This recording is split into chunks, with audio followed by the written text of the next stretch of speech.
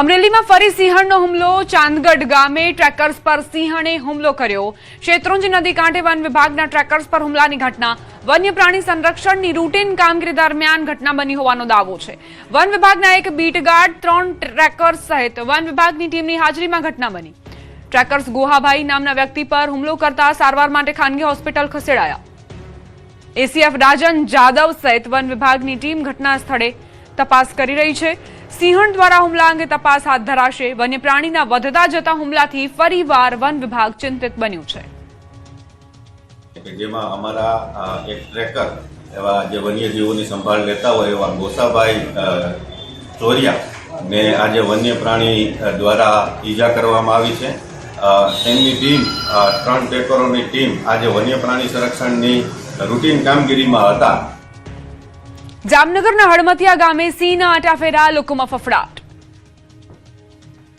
જામનગરના હળમતિયા ગામે સિંહ દેખાતા વાડી વિસ્તારોમાં ભયનો માહોલ સર્જાયો છે. વાડી વિસ્તારમાં સાવજ આવી ચડતા ખેડૂતો સહિત સ્થાનિકોમાં ફફડાટ ફેલાયો છે. મળતી માહિતી પ્રમાણે હળમતિયા ગામના વાડી વિસ્તારમાં બાવળની જ્વાળી જાખરમાંથી સિંહ પસાર થતો જોવા મળ્યો હતો. સિંહ દેખાતા આસપાસના વિસ્તારમાં લોકોમાં ભયનો માહોલ જોવા મળ્યો. ખાસ કરીને વાડી વિસ્તારમાં કામ કરતા ખેડૂતોમાં સાવજને લઈને ચિંતા વધી છે. સિંહની હાજરીની જાણ થતાં જ વન વિભાગની ટીમ પણ તાત્કાલિક સ્થળ પર પહોંચી છે. વન વિભાગ દ્વારા સિંહને શોધવા અને તેને પકડવા માટે કવાયત શરૂ કરવામાં આવી. સિંહ ક્યાંથી આવ્યો અને હાલ તે કયા વિસ્તારમાં છે તે અંગે પણ તપાસ કરવામાં આવી રહી છે. હાલ વન વિભાગની ટીમ દ્વારા સિંહની ગતિવિધિઓ પર નજર રાખવામાં આવી રહી છે. બીજી તરફ વાડી વિસ્તારમાં જતા ખેડૂતો અને સ્થાનિકોને પણ સાવચેત રહેવા અપીલ કરવામાં આવી. સુરતમાંથી ઝડપાઈ હાઈ પ્રોફાઇલ દારૂ પાર્ટી. 8 યુવતી સહિત 22 નબીરા ઝડપાયા.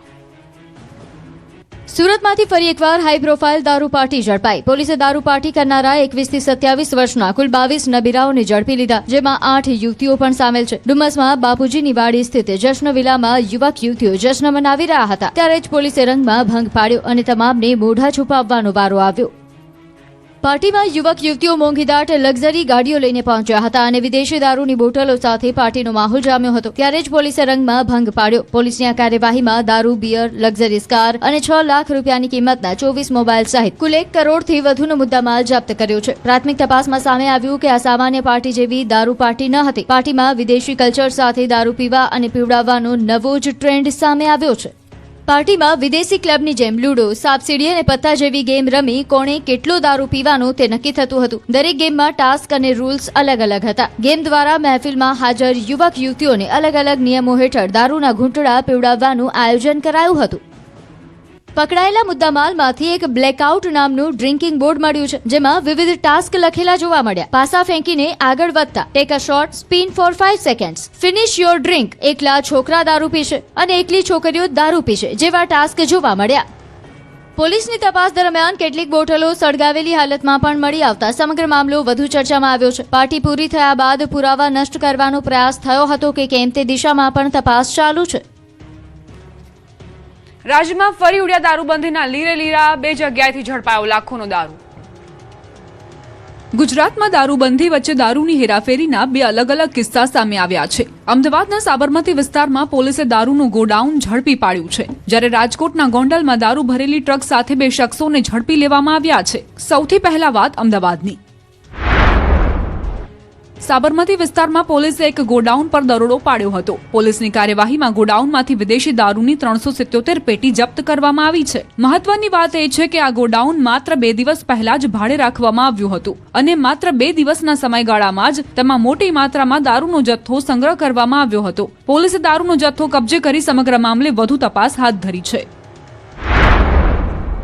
હવે વાત રાજકોટની. ગોંડલના ભરૂડી ટોલ પ્લાઝા પાસેથી પોલીસે દારૂ ભરેલી ટ્રક ઝડપી પાડી છે. ટ્રકમાંથી વિદેશી દારૂની 1548 બોટલો મળી આવી છે. પોલીસે કુલ 19.98 લાખ રૂપિયાનો મુદ્દામાલ કબજે કર્યો છે.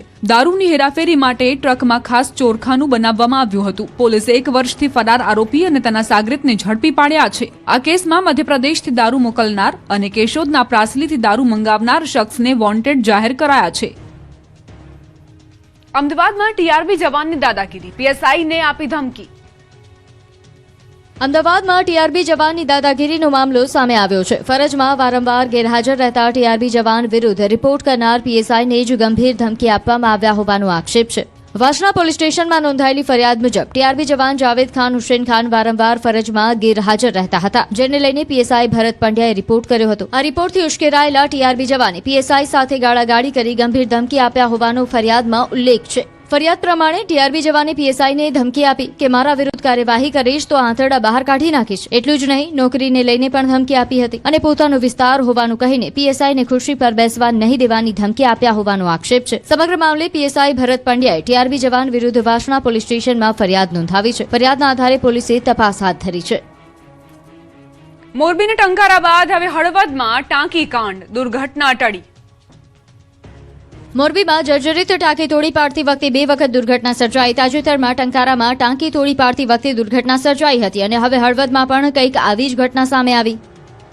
હળવદના ખેતડી ગામે 5 સેકન્ડમાં જ ટાંકી ધડામ થઈ. જો કે આ દરમિયાન મોટી દુર્ઘટના સર્જાતા સહેજ રહી ગઈ. ટાંકી નજીકમાં આવેલી નવી પાણીની ટાંકી સાથે અથડાઈ હતી. જો કે સદનસીબે આ સમગ્ર ઘટનામાં કોઈ જાનહાનિ કે મોટી દુર્ઘટના સર્જાઈ ન હતી, જેના કારણે તંત્ર અને સ્થાનિકોએ રાહતનો શ્વાસ લીધો. મહત્વનું છે કે ખેતડી ગામમાં જૂની અને જર્જરિત પાણીની ટાંકીના સ્થાને લોકોના ઉપયોગ માટે નવી પાણીની ટાંકી બનાવવામાં આવી છે. જૂની ટાંકી જર્જરિત હોવાથી તેને તોડી પાડવાની કામગીરી હાથ ધરવામાં આવી હતી. ટાંકી ધરાશાયી થવાનો વિડીયો પણ સામે આવ્યો છે, જેમાં ગણતરીની સેકન્ડમાં જ વિશાળ ટાંકી ધરાશાયી થતા જોવા મળે છે. આ પહેલા મોરબીના ટંકારાના હીરાપર ગામે જર્જરિત ટાંકીને પાડવાની કામગીરી દરમિયાન અકસ્માત સર્જાયો હતો. ટાંકી નિર્ધારિત દિશાના બદલે વિરુદ્ધ દિશામાં પડતા આસપાસની મિલકતોને નુકસાન પહોંચ્યું હતું. વડોદરા બાદ હવે રાજકોટમાં ડ્રાઇવિંગ લાયસન્સ માટે અગ્નિ પરીક્ષા, મોટાભાગના લોકો ફેલ.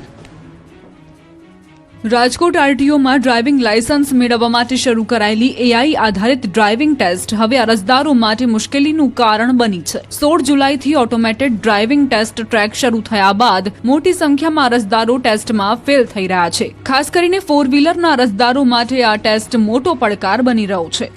છેલ્લા 21 દિવસના આંકડા પ્રમાણે 1090 ઉમેદવારોએ પરીક્ષા આપી, જેમાંથી 938 ઉમેદવારો નાપાસ થયા છે. એટલે કે 85%થી વધુ લોકો ડ્રાઇવિંગ ટેસ્ટ પાસ ન કરી શક્યા. 2 વ્હીલરની વાત કરીએ તો 2393 ઉમેદવારોએ પરીક્ષા આપી, જેમાંથી 670 ઉમેદવારો નાપાસ થયા. એટલે કે 27%થી વધુ અરજદારો નાપાસ થયા છે. એઆઈ સિસ્ટમ ડ્રાઇવિંગ દરમિયાન થતી નાની નાની ભૂલો પણ પકડી લે છે. 4 વ્હીલરમાં સમાંતર પાર્કિંગ અને સિગ્નલ જમ્પિંગના કારણે સૌથી વધુ અરજદારો ફેલ થઈ રહ્યા છે, જ્યારે 2 વ્હીલરમાં ટ્રેકના અંતિમ વળાંક પાસે સંતુલન ગુમાવવું કે જમીન પર પગ મૂકવો નાપાસ થવાનું મુખ્ય કારણ છે. અરજદારો માટે મુશ્કેલી એટલા માટે પણ વધી છે કે ટેસ્ટમાં ફેલ થયા બાદ ફરી પરીક્ષા આપવા માટે 2 મહિના સુધી રાહ જોવી પડે છે. એટલું જ નહીં, રીટેસ્ટ માટે 300 રૂપિયાની ફી પણ ચૂકવવી પડે છે. સુરતના કામરેજમાંથી ઝડપાયું લાખો રૂપિયાનું નકલી ઘી, અસલીના નામે લોકોને પધરાવતા.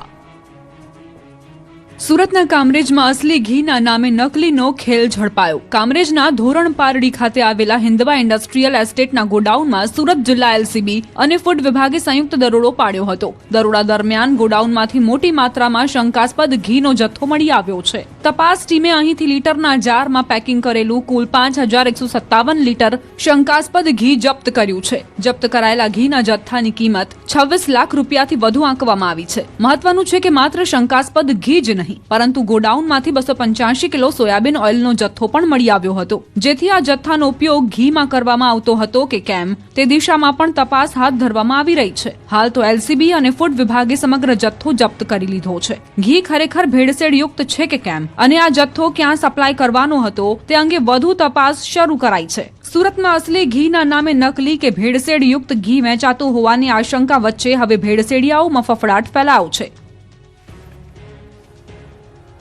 રાજ્યમાં ભેળસેડિયા સામે કડક કાર્યવાહી, આરોગ્ય મંત્રી પ્રફુલ પાનસેરિયાનું કડક વલણ. સુરત અને ડીસામાં ખોરાક ઔષધ વિભાગના દરોડા, ₹35 લાખથી વધુનો શંકાસ્પદ ઘી અને ભેળસેળયુક્ત તેલનો જથ્થો જપ્ત કરાયો. કામરેજના ધોરણ પારડીમાં નકલી ઘી બનાવતી ફેક્ટરી ઝડપાઈ. કેવલ ફૂડ પ્રોડક્ટ નામની ફેક્ટરી પર દરોડા, લાયસન્સ વિના બહારથી તાળું મારી અંદર ઘીનું ઉત્પાદન પેકિંગ થતું હોવાનો ખુલાસો. શ્રી અનમોલ રતન કાઉ ઘીના 5157 લીટર જથ્થો સીઝ કરાયો. જપ્ત ઘીની કિંમત ₹26.12 લાખ છે. 1485 કિલોગ્રામ પામોલિન તેલ અને 285 કિલોગ્રામ સોયાબીન તેલ જપ્ત કરાયું છે. ભેળસેળ માટે વપરાતા તેલની કિંમત ₹3.63 લાખ છે. તમામ જથ્થાના સેમ્પલ લઈ લેબોરેટરીમાં મોકલાયા. ડીસામાં 2 પેઢીઓ પર દરોડા પાડવામાં આવ્યા. 987 લીટર શંકાસ્પદ ઘી જપ્ત કરાયું. જેની અંદાજિત કિંમત ₹6.22 લાખ છે. Food safety and standard act 2006 હેઠળ કાર્યવાહી કરાઈ છે. ભેળસેડિયાઓ સામેની ઝુંબેશ વધુ કડક બનાવવાની મંત્રીની ચેતવણી.